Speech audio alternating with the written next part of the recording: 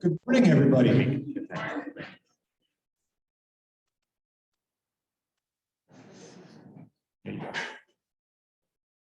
So usually we will have a little bit of formality, but to get the party going, we are going to introduce Police Chief Bob Brammer. He has to run to testify. So we'll let him go ahead and go first. Please welcome Police Chief Bob Brammer.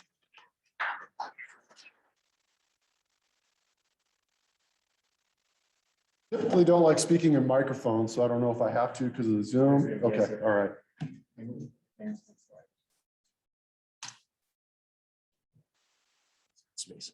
did so good.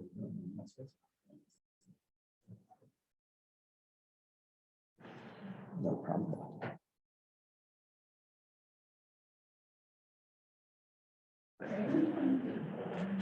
And they actually found a picture of me. Well, this is not the one on the river.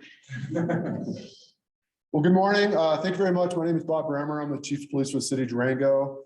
Thank you for this opportunity to allow me to come today to speak to you for a few minutes before I have to get going. I'm triple stacked this morning. I'm supposed to have a legislative meeting with the Colorado Association of Chiefs of Police at 8 o'clock. I've got to take my daughter to the airport, and then I've got to do a bunch of preparatory work because I'm testing and frying in front of the state Senate this afternoon in regards to some very important legislation that's being pushed through at this time. So the reason I wanted to come and talk to you all today is I reached out to Michael a couple of weeks ago, and there was a new report that came out for the state of Colorado and what the impacts of crime are across the entire state.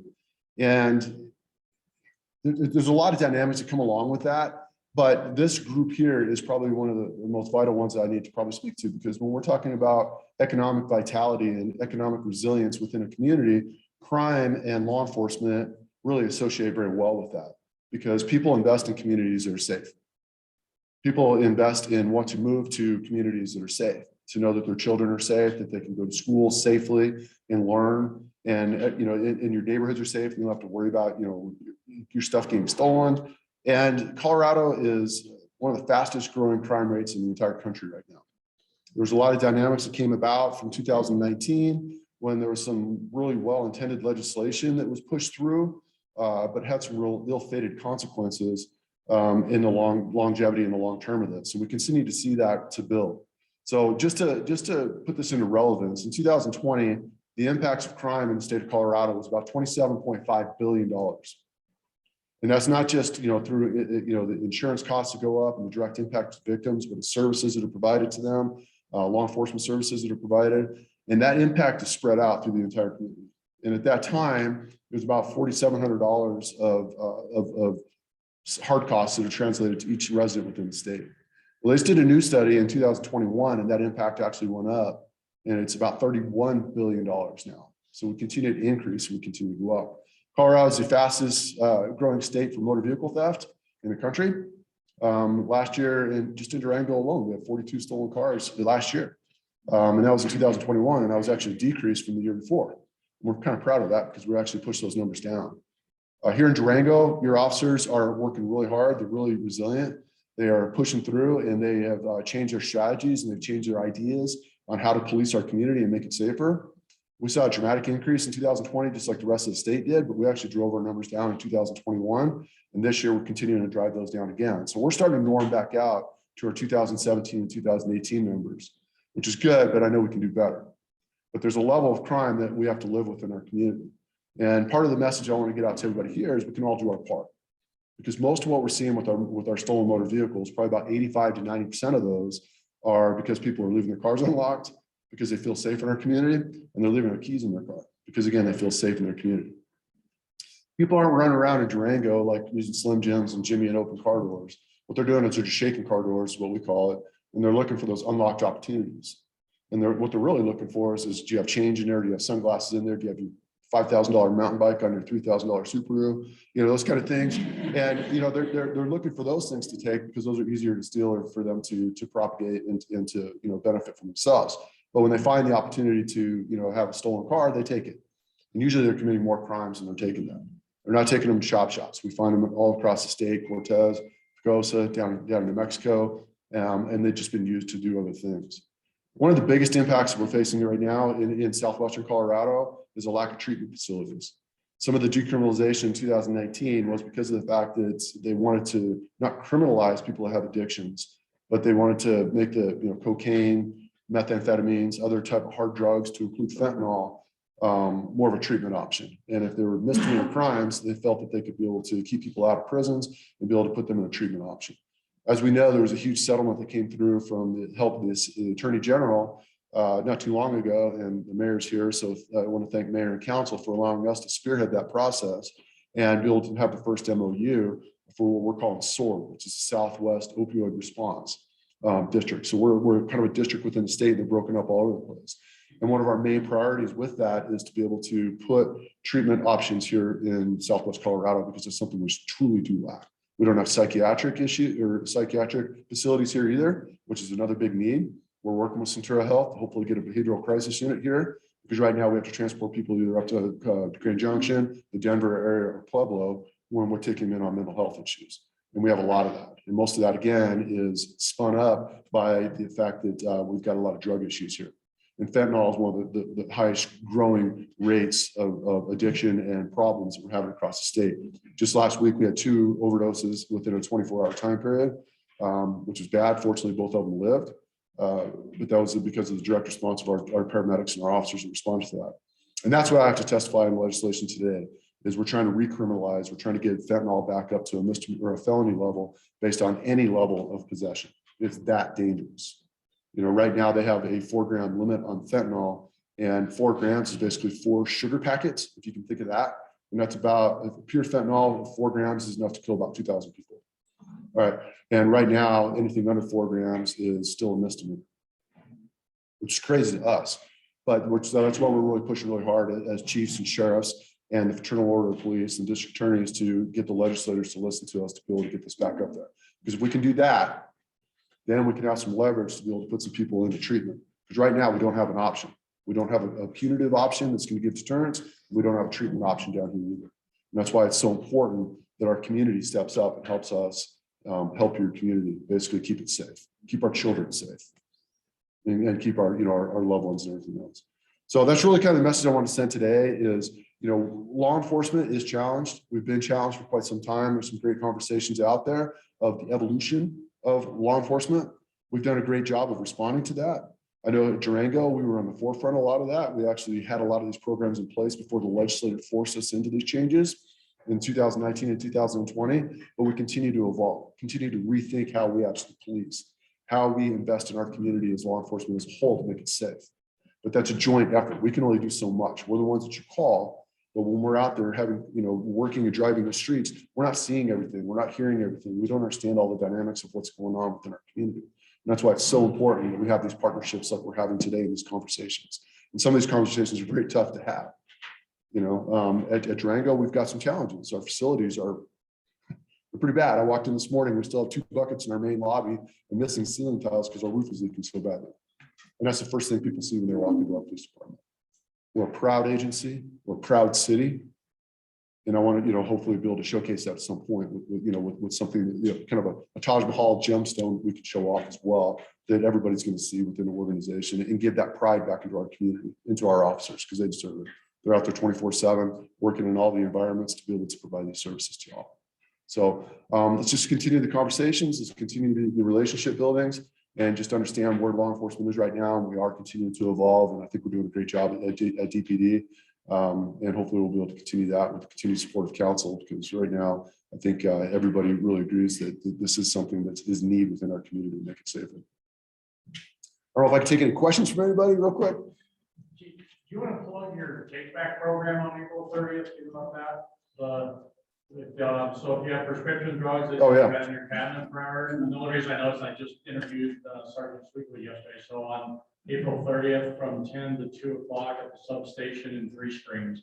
So if you've got stuff that you want to get rid of, like I want to flush it or whatever.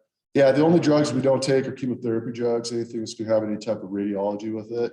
But any other prescription drugs or even non-prescription drugs, we just got a whole bunch of stuff at home, like, old cough syrup or anything like that. We partner with the DEA just to keep those things off the streets, out of your cabinets. It's kind of a safe disposal area because, again, if you have sometimes housekeepers, sometimes grandkids, kids, or whoever, they're going to get into stuff. And if you have something dangerous there, this is a good opportunity to go ahead and dispose of it. We also have a town hall meeting coming up. I believe it's April 24th or 25th. I'm not sure, we just posted it, but it's going to be, I believe, at the library. And that's going to be from 6 to 8. And it's an open agenda. Anybody's invited to attend and just have conversations and hopefully be able to engage greater in the community.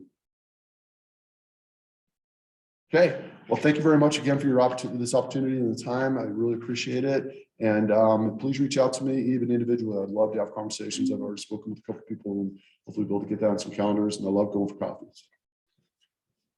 Thank you.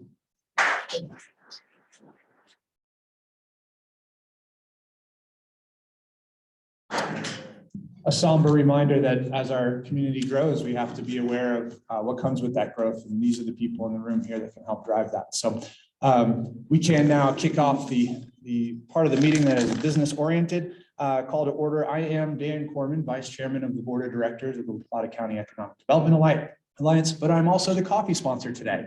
So thank you to me. It's always awkward. So a lot of you know me, most of you do. So instead of maybe telling you what a realtor does, I'll give you some stats that's for Q1 in La Plata County for single family home sales. Number of homes sold were down 30%. 119 homes were sold in Q1 2022. Active listings right now, so snapshot at the end of March, end of Q1, is down 37%. There were 83 homes, single family homes available in La Plata County. The median price was $700K, which is an increase of 23% from last year. And the average price, $963,000. And just a little additive, the March average sale in La Plata County for a single family home, over $1 million. So things are just as crazy as they have been. There are new listings on the way. Spring is coming, the oscillation's coming. So we'll keep an eye on all of that. Do we have anybody with us today who has never been to one of our meetings? Anybody new today? If you don't mind standing and giving us your name and what you do. My name is Rachel Bennett, and I work with the Stafford County Payroll and also. Thanks for being here. Awesome. Hi, good morning. My name is Shauna Stuss. I'm the executive director of the San Francisco. Welcome. Brown, I'm with Cole Baker Properties, the president, so I work with all of Welcome. Was there one? Oh, there we go. I'm Magdalena Pollock. I'm the new executive director. I'm a health advocate with the Local First Foundation. Right here. Oh, yes. I'm Shelley Shaw. I have a bed and breakfast just outside of town, and I'm running for House District 59. Welcome and thank you. We have a packed agenda per always. So, and I'm on video. Kuzi Mutsuwagoda with Highbridge Partners, Texas Capital Partners. We purchased a new Mercury building. we have heard of you, Kuzi. Welcome. Thanks for being here. Anybody else online? Say what? I was just seeing if there was anybody else online here. Okay. And thank you for piping up, Kuzi. Sorry, I missed you there. Lots of things going on in front of me here. This is my first time.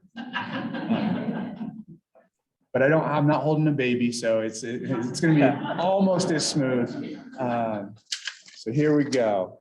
All right. So one thing we want to point out is that Sharon Craig is going to be leaving our board in May, and she has been a wealth of information and support and has worked so hard for this organization. So if we could put our hands together for Ms. Sharon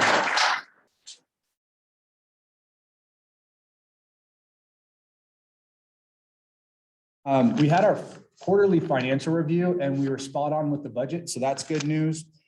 And the board is now forming a membership subcommittee. We might be looking for people who are not necessarily on the board to be part of that committee. So if you're interested in joining a subcommittee, please talk to myself or Michael or anybody on the board. We can chat about getting you in. We are going to have a Chairman's Circle event. That's going to be April 27th. So keep your eyes out for that event. And then Mike French has outlined new grant opportunity with the county, and that will have multiple programs, which is really exciting. and actually details to follow. So why don't we introduce the director, Executive Director Michael French of the Alliance.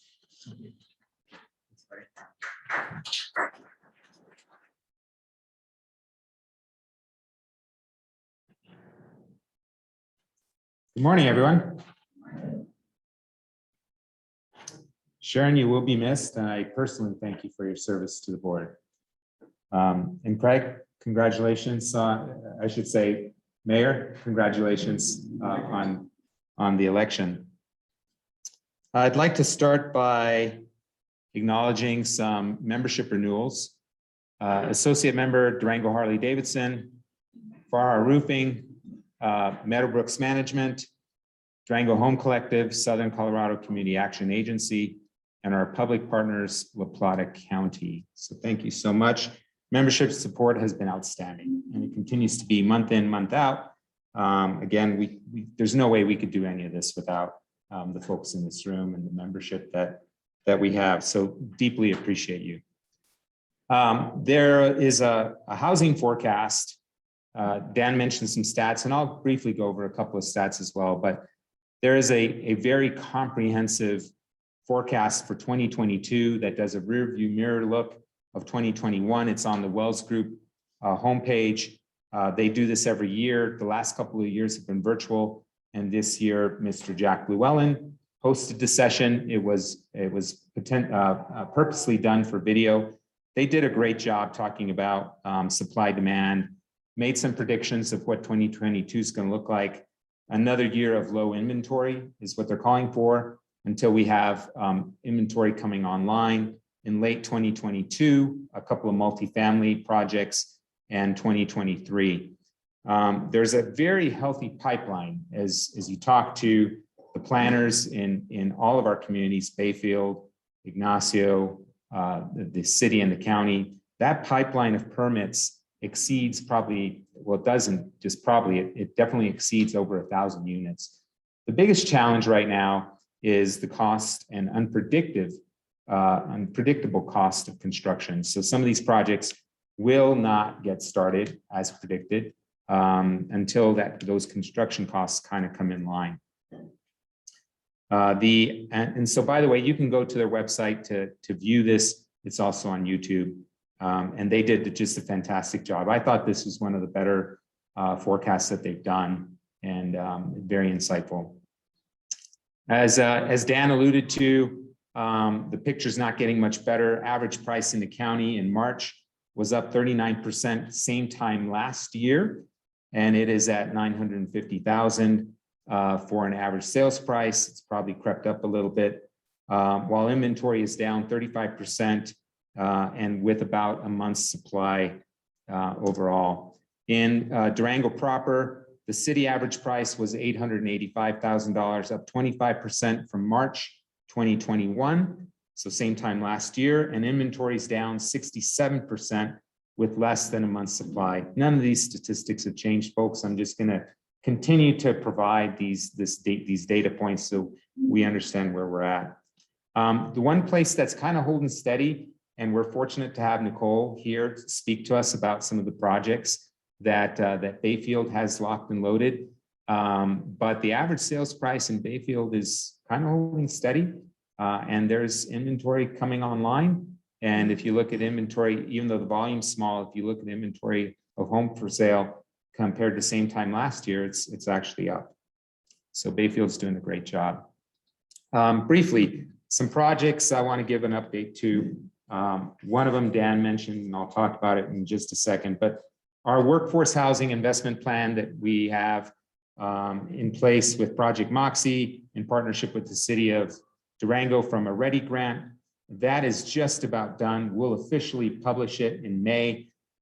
We have a stakeholders group on April 20th that the final presentation will be presented to for final comment. And then we'll go to a community event, which will advertise broadly to the entire community and discuss those findings April 21st, the very next day. And then I expect literally within a couple of weeks after that for us to start getting a formal publication. We do have Jen Lopez from Project Moxie, who I think is in Taos today. we're starting to play is where's Jen Lopez today?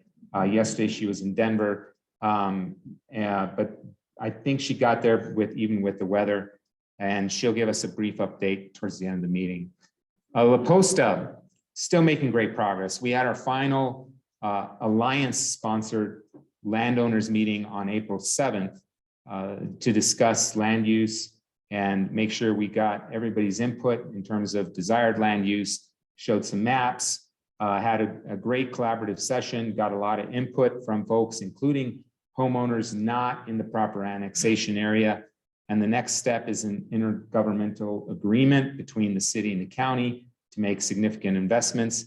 And then the city and Scott Shine are leading the new land use plan for that area, for specifically the annexation boundary, right, which is Jackrabbit Lane and north. The Southern Ute Tribe and CU Boulder School of Business Leads will host an entrepreneur conference May 13th and 14th at Sky Ute Casino. You'll see us start to advertise that and market that. We're excited to be partnering with the Southern Ute Tribe on this event. This will be the second annual. The Alliance will also partner with La Plata County on this grant that Dan alluded to. We're bringing in FLC, PCC, and Colorado Workforce Center to launch a workforce program.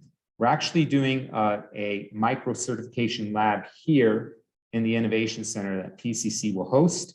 We'll reach out to a demographic at the Colorado Workforce Center to try to get people back to work with this micro certification. So that's the whole objective, is can we bring folks in, upskill, reskill, and find places for them to go get a job.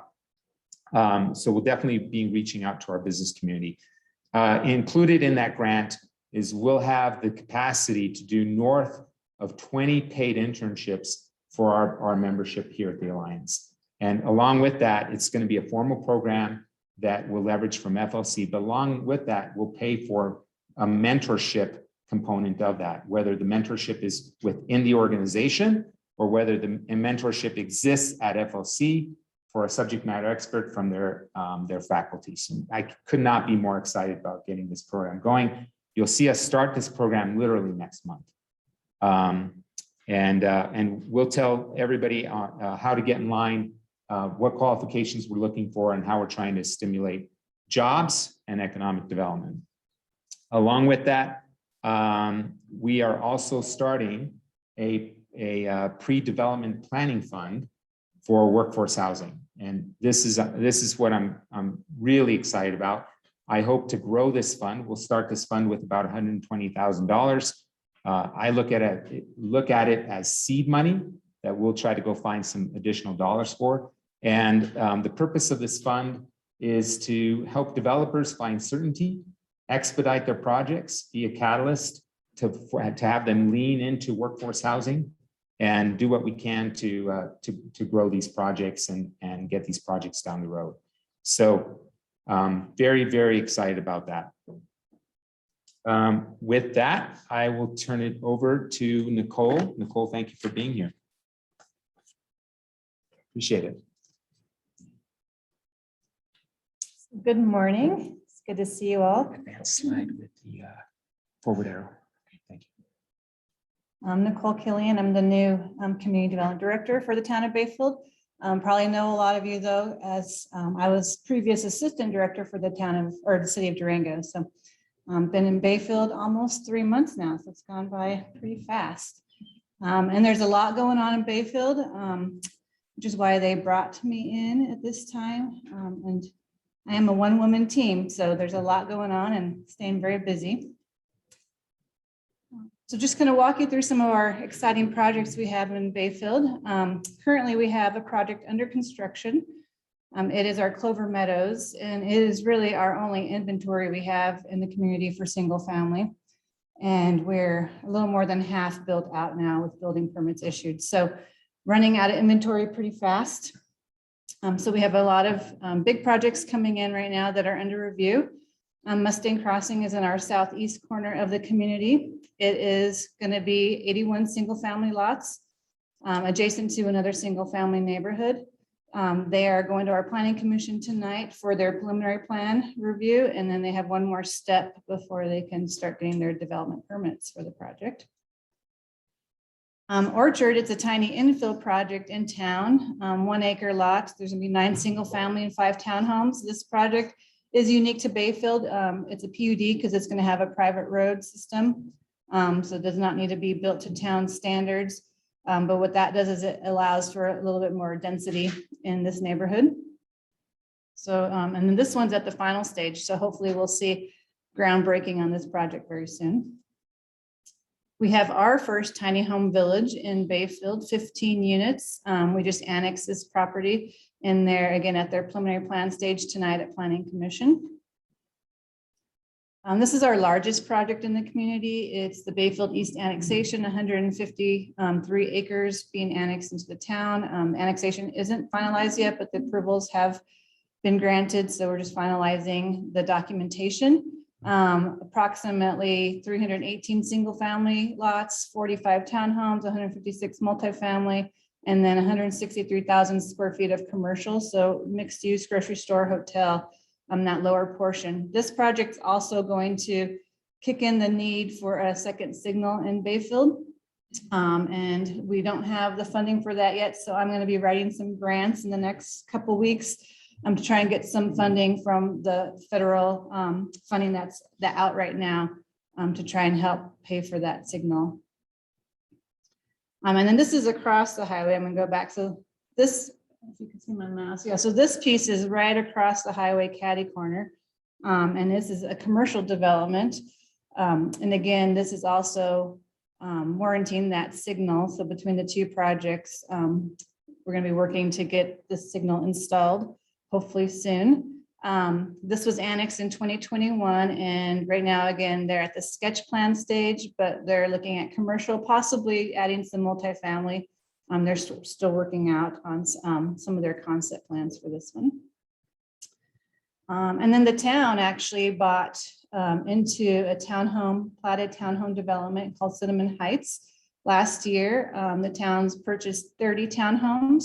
The plan is to do all the infrastructure, grading, drainage, the driveways, and also we are going to be probably having to replat some of these because we want to do some ADA accessible units, and then turn around and sell these to either one builder or multiple builders at a very discounted rate where the infrastructure is already in, so that we can require deed restricting for these units.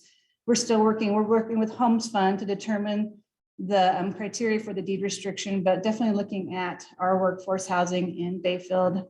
Teachers, firefighters really having a hard time even living in Bayfield. I know Durango has an issue, we do in Bayfield as well. And so looking at criteria for that deed restriction to make sure that it is workforce housing in our community. And so in total, Bayfield right now, we have a population of 2,800 people. We have 1,100 housing units. Household size, we're 2.69 people. We have the largest household size in La Plata County. So a lot of families living in Bayfield. And our vacancy rate is 5.83%. We have the lowest vacancy rate in La Plata County. We don't have a lot of second homes. We don't have a lot of vacation rentals. We have a lot of people living and working in our county and raising families in Bayfield. So that's a little bit of our demographics there. We also have an 80% household ownership rate in Bayfield as well. So pretty stable statistics right now for Bayfield. But in this process of all the projects I'm reviewing, we have about 221 acres of annexations that we are currently processing. Approximately 462 single family lots, 209 multifamily, 30 deed restricted, 15 tiny homes, and approximately 410,000 square feet of new commercial coming to the community. And so that's a 50% increase for us in the next couple of years. So it's big changes in Bayfield. And with that, we're looking at our comp plan again, we're looking at our land use codes, and what are some of the things that we can do to make sure that we are prepared for this new growth, and also maintaining our small town charm there. So I have my work cut out for me, but I'm excited for that opportunity. And that's all I have. But if anybody has any questions, I'd be happy to answer those. Good to see you. kudos to you guys for being able to do that, especially all your young families and keeping them there. I know that impacts your school district as well. So are there any plans for adding to schools? We're going to need to, with this type of population, we're not quite sure. We're working with the school district closely to determine what their next needs are as we grow. Well, thank you very much. Press something here. Next up, we have Savannah Little with the City of Durango to talk about Durango next steps.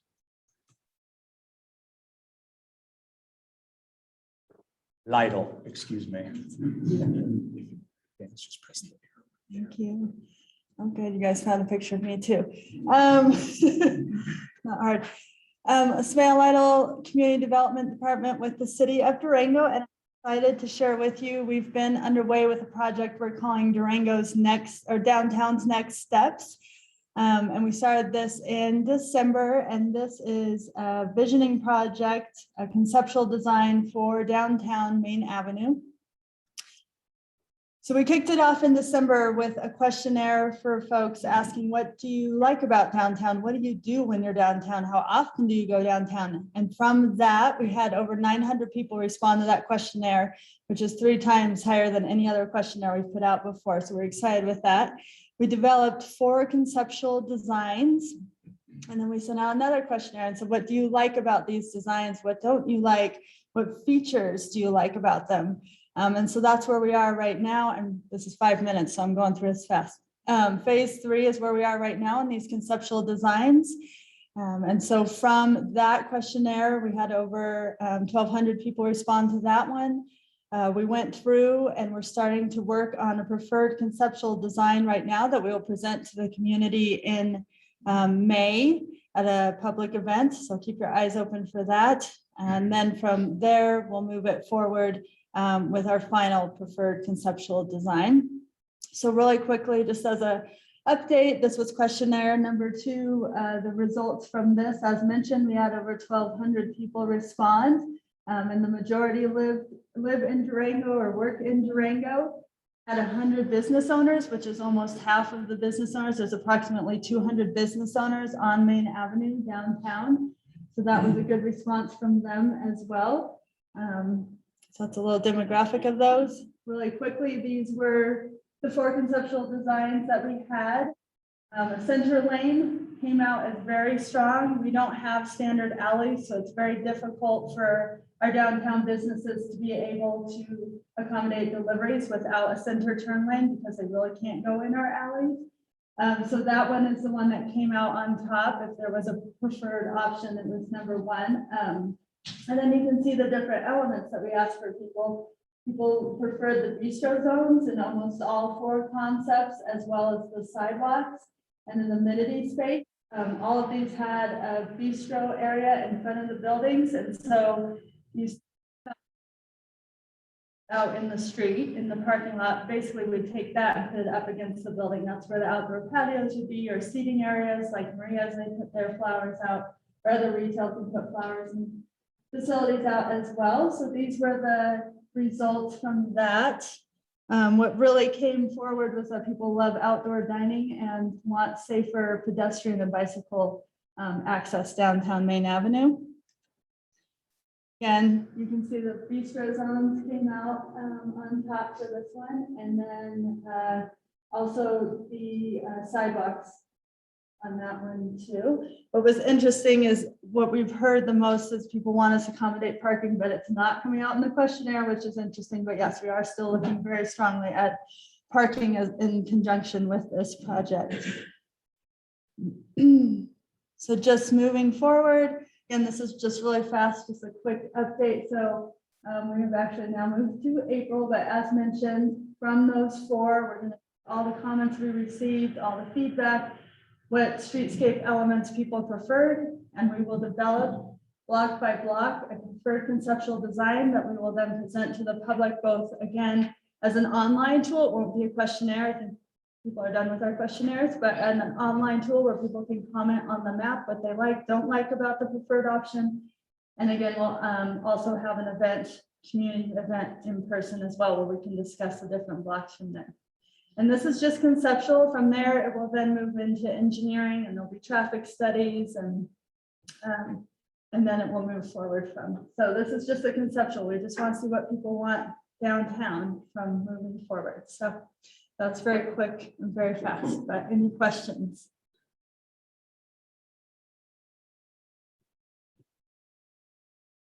Thank you. Thanks. All right, yeah. To have the community engagement like that. Thank you for doing all of that. We have Aaron Kimple with MSI. Thank you, Aaron.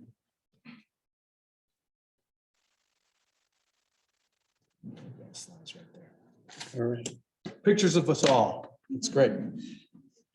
So my name's Aaron Kimple. I'm the Director of Forest Programs at Mountain Studies Institute. And I think many of you have experienced our work. We're really about working with local communities to understand issues, concerns, and help bring information and science to those discussions about how we can respond.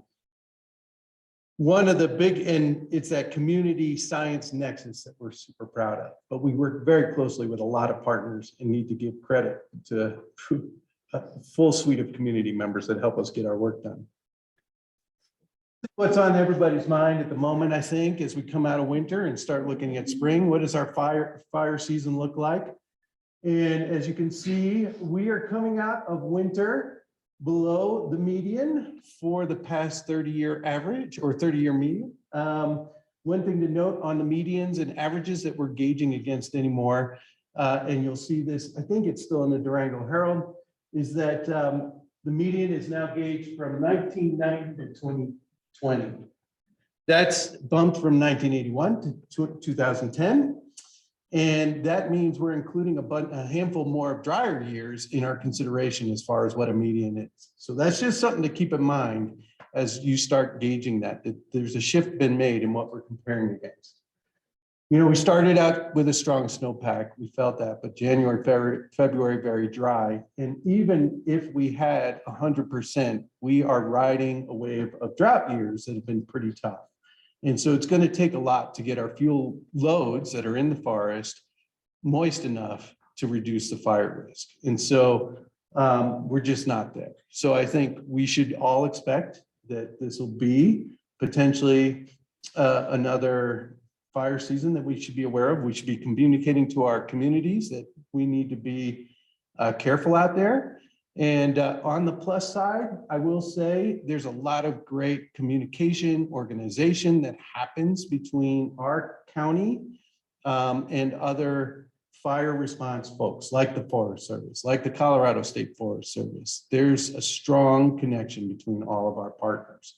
We, La Plata County, have also benefited from the hiring of Shauna Lagarza as the Office of Emergency Management, who comes with an incredible resume. And she'll be a really great asset to this community. So really beginning to think about that and preparing for that. There's not a lot to say. We have a few more months to go. Back in 2012-ish, we had the Miracle May where we got a lot of rain. Who knows? You know, it's just one of those things where it's really hard to predict what's coming in the next couple of months. So anyway, this is where we are now. And I think just being prepared. I think the other thing we're really benefiting from is there's a lot of coordination on our landscape for getting ahead of fire risk and addressing wildfire concerns and doing a lot of forest thinning work. We are in a moment, a once in a lifetime moment, I think, where we're seeing investment in forest treatments around our community centers that I don't know that we've ever seen. The bills that have passed coming out of the last president or last fall that bring a lot of money into the community. The U.S. Forest Service is investing a lot. There's just a lot of money coming into the system, which I've never been able to say. We've always sort of made do, but there's money. And to the point where I think we have to really think carefully about what kind of money we have coming in, where it's going to go, how we're going to utilize it. And so that's a unique position for me to stand up here and put forward. One of the great things about La Plata County is there's been a lot of investment in coordination. And there's been a lot of investment in thinking through how we're going to work together, where we want to work together. We're working across public and private lands. We have great initiatives happening in this area. The Rocky Mountain Restoration Initiative is here, supporting coordination across our community values like wildlife, recreation, water, community concerns. We have a collaborative forest landscape restoration program that's going to bring federal funding in that just got approved in the past month. So we're going to see approximately $4 million a year coming in for federal lands. It's an amazing time. The Wildfire Watershed Protection Fund is an agreement that the La Plata County, intergovernmental agreement that La Plata County has signed with the city of Durango and with the Durango Fire Prevention Control. And so they have said, we're going to coordinate together. We're going to think about where we're going to work together, and we're going to do this work on private lands and help protect our communities and key assets. That's huge. And the timing couldn't be better because the money's coming. This is an example of what that map looks like. You know, when we first started this discussion, we were building the Southwest Wildfire Impact Fund. We really thought there was going to be a bonding opportunity there. The bond did not come through, but the fact that we have this coordinated map means any money coming into the state, this region, La Plata County, is being called, and Southwest Colorado are being called out as places where money wants to go for fire mitigation work. I was just at a meeting with the chief of the U.S. Forest Service and Colorado State Forest Service, and they are looking at La Plata County and the counties across the San Juan National Forest. And here's really our opportunity.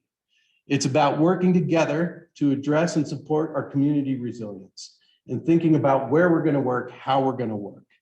And there's a real need here. This shared investment also comes with workforce needs. It comes with investing in really innovative industry.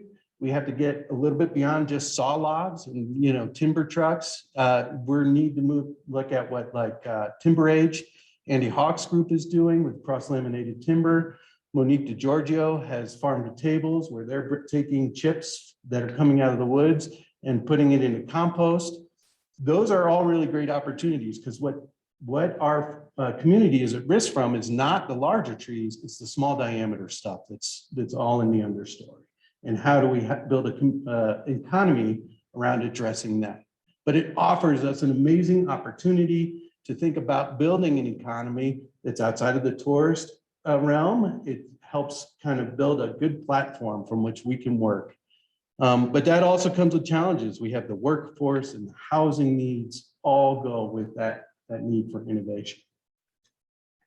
When we do that, I think we can strengthen our community, where we're really building a platform that supports the ecological health of our forests, supports our community's economy, and grows and supports our social values, the things that all make living in Durango so great, in La Plata County so great.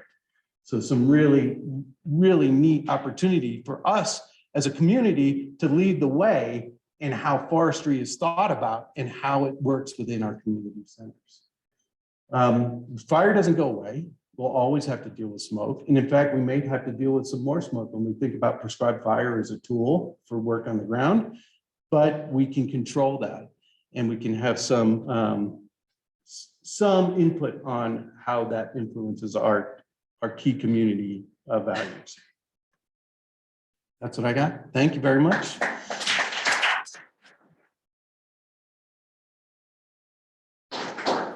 Thank you, Aaron. So next on the docket, we have Jen Lopez at Project Moxie. I believe she's joining us via Zoom. Good morning. Hi, everyone. Can you hear me okay? Yes. All right. Mike, are you going to forward for me, I'm assuming? Yes, I will. All right. Next slide, please.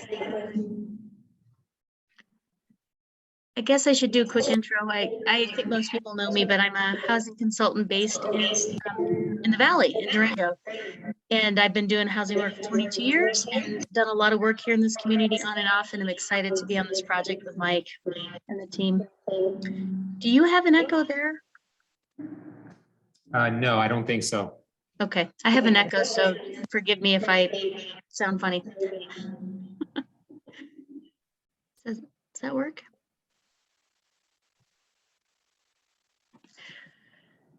For those of you who are new to this project, we have been working on a 3-year investment strategy for workforce housing since October.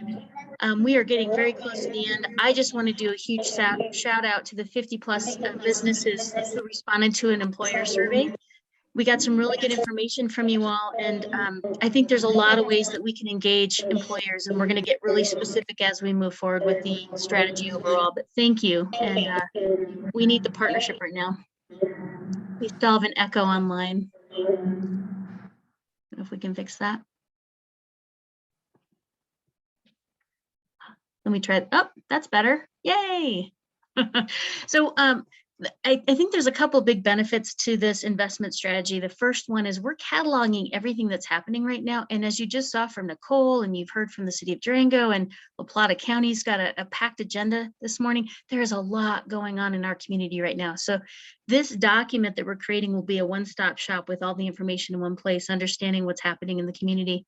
There's a lot of effort right now to build capacity.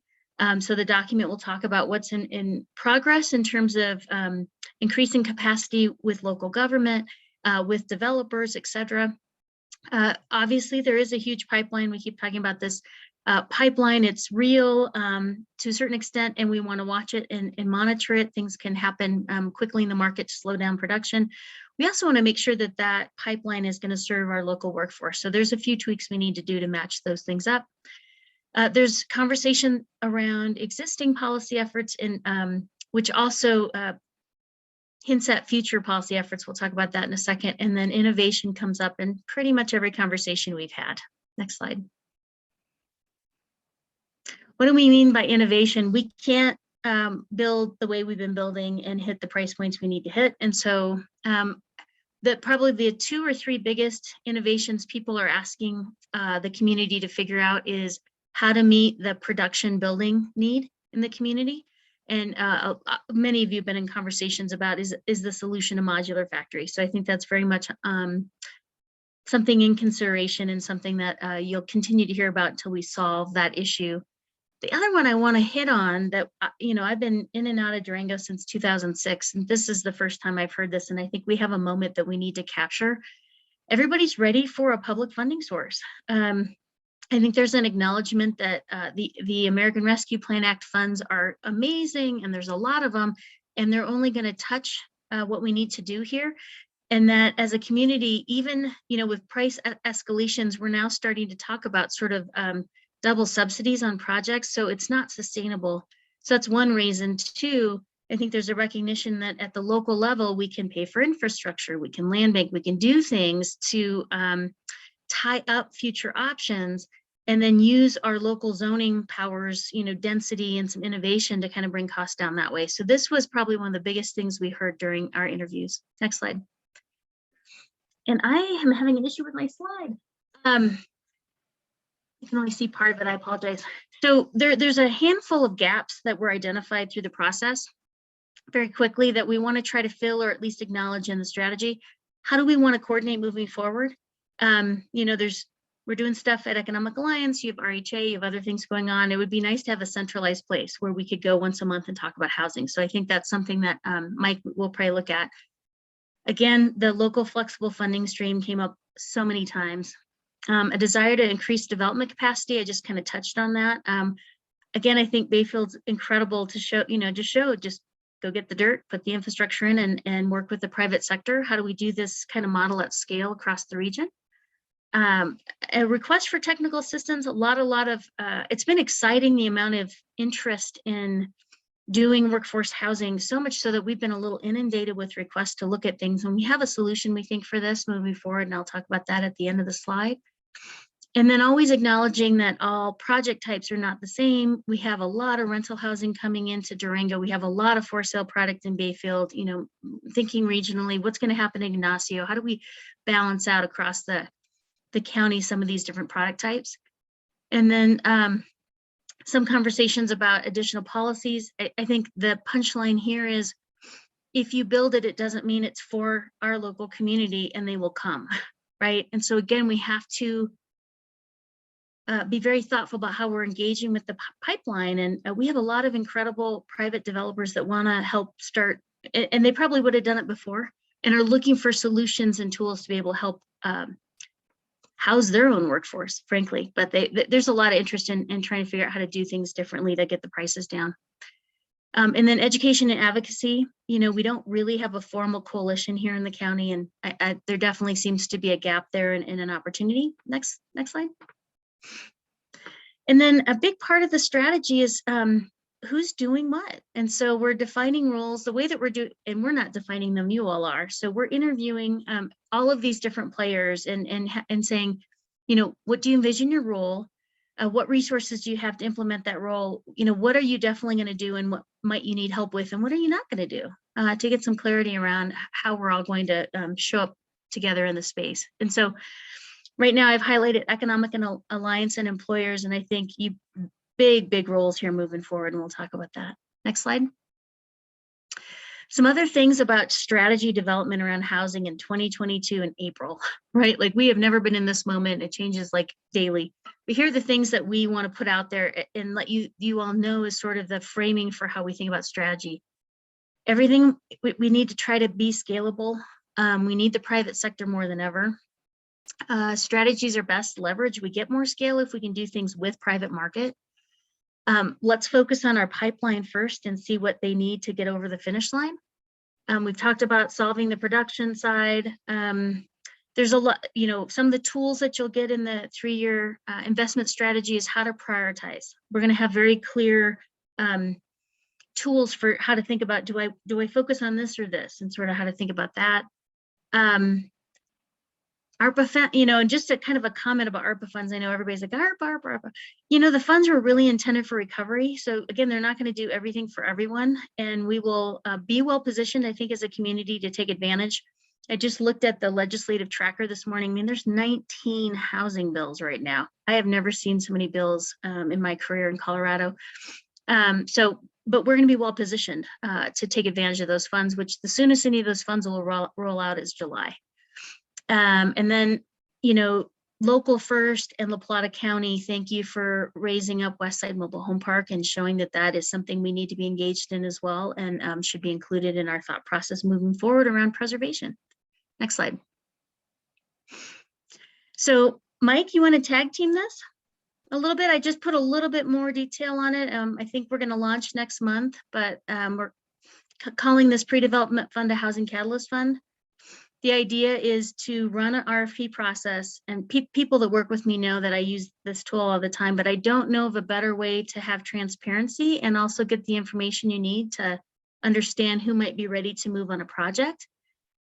We would have a steering committee that would include many of the stakeholders that will be involved in implementing the plan. So county, city, other folks that have funds.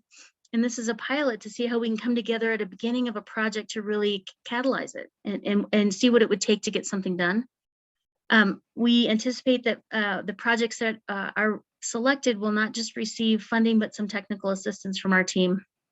And so that's one big role that we want to roll out immediately. And we think would help with some of the need to focus on where to put our resources as a community. The second role, we need to kind of play around with more, but it's come up in several conversations. How could the Economic Alliance facilitate a coalition to support a dedicated public funding stream for housing? I talked fast. I have a really horrible allergies. I apologize. That was quick, but I want to make sure, Mike, you could comment. Next steps, please join us on the 21st for our community meeting, 5:30 to 7. We'll have a draft of the strategy. If you're one of our stakeholders, many of you in the room are, we'll be back and forth with you a few more times to make sure we get it all right, but the strategy will roll out in May. Back to you, Mike.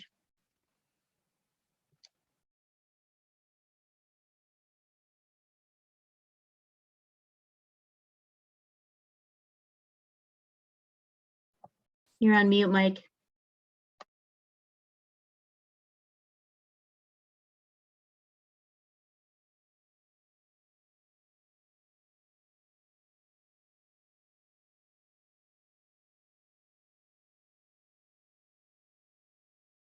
There we go. Jen, can you hear me now? Not yet? Yes, we can hear you, Mike. Okay, fantastic. Yeah, really excited about where we are in the process. I know we've been talking about this for several months, but as Jen describes, there's a lot of sausage making to get to this point. A lot of community involvement, a lot of stakeholder involvement, but I think we're at the doorstep of having a really strong deliverable. Next step is creating alignment with our public partners. I know the RHA is excited about getting this document. They're going into a workshop mode. And yeah, the quicker we can create this fund and grow the fund, the better, because there are projects that are out there right now that are going through that pre-development planning and certainly could use a little boost and infusion of money to create that certainty. And then how do we continue to work with planning and get some feedback from them, city, county, et cetera, Bayfield, and say, is there any way to fast track some of these? What do you require from either somebody that's going through this process with a fund, or what do you require that makes sense because they meet community needs, and there's some alignment there. But lots of steps that we're still exploring, but I can tell you that we are on it without a doubt. So thank you, Jen, for your time this morning. Really appreciate your help.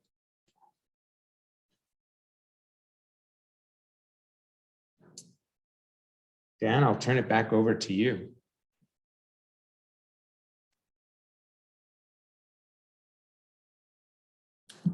Please welcome La Plata County Commissioner Matt Salka.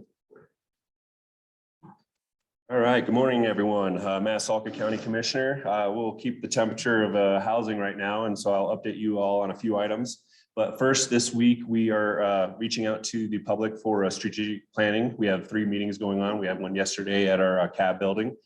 So tonight at 6:30 will be the Bream community for that strategic plan, as well as on April 13th at the Ignacio Community Library at 6:30 as well.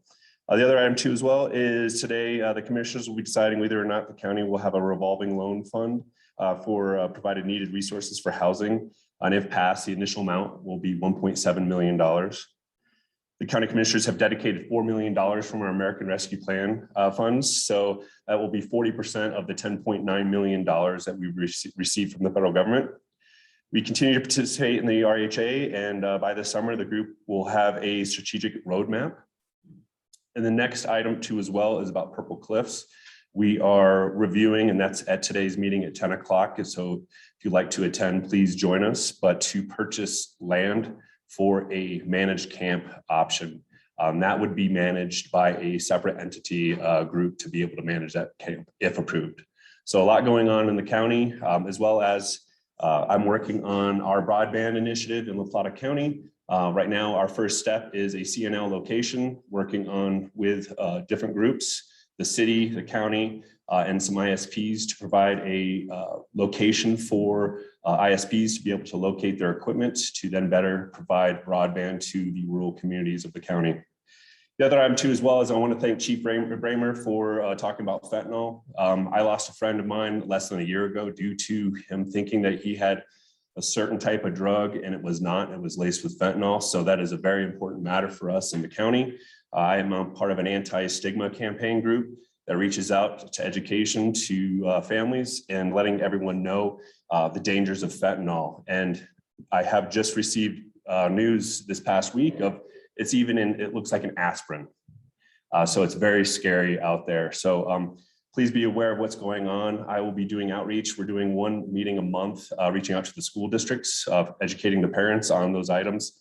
So please attend those meetings as they go out throughout the county. Thank you.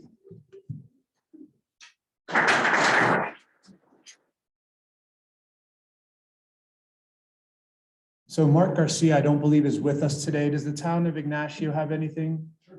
All right, welcome the new mayor of Ignacio, Clark Craig. We are running tight on time, so these last few. All right, so as I said, I'm Clark Craig, new mayor.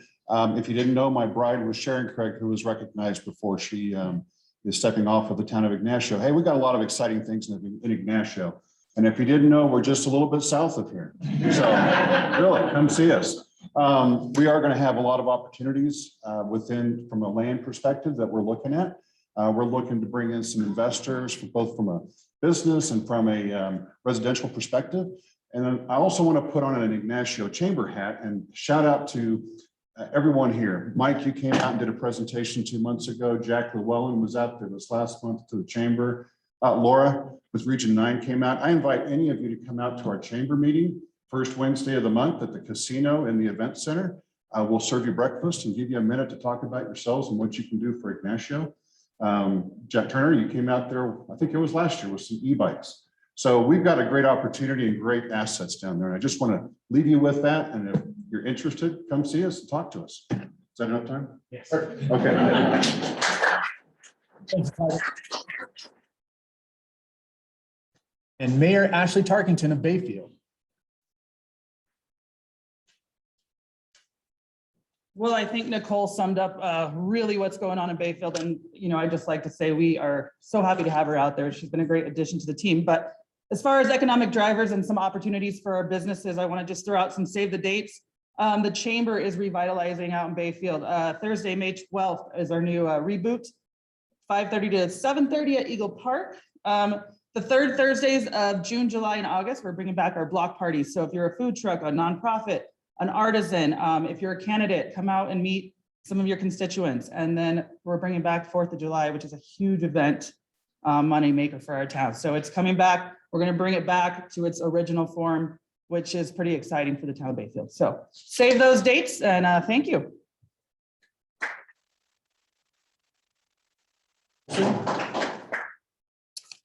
And last but not least, Mayor Kim Baxter. A brand new haircut. You look beautiful.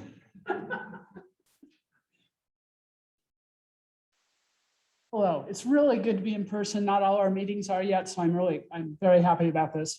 A couple of things I wanted to follow up on the wildfire. So most of you may know this, but the city for a couple of years now has our own fire mitigation project working in our open space lands around the city and working with the residents in the nearby area. So we are on top of trying to do what we can do for the city community, as well as working with the county on a larger regional basis.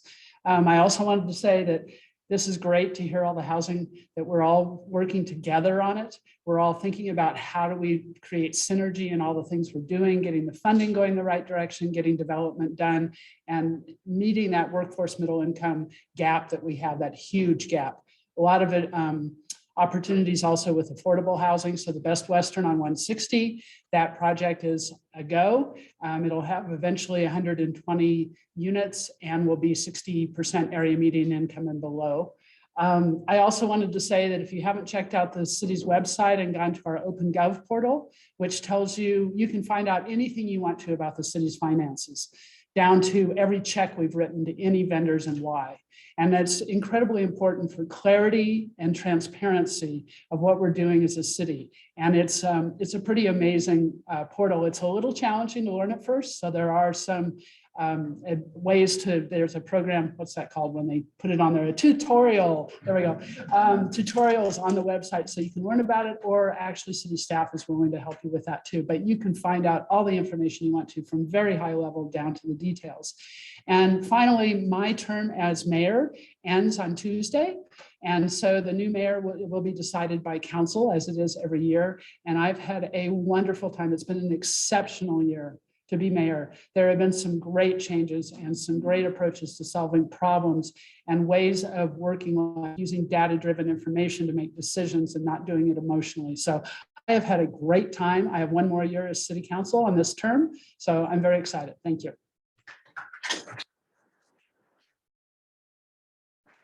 That concludes our meeting. Thank you so much for being here. Thank you to our online participants, our new visitors. Please return and please feel free to reach out to the board if you have any questions. Thanks to Texas Capital Partners for being here, and have a wonderful day. Next investor meeting is May 8th. Put it in your calendar.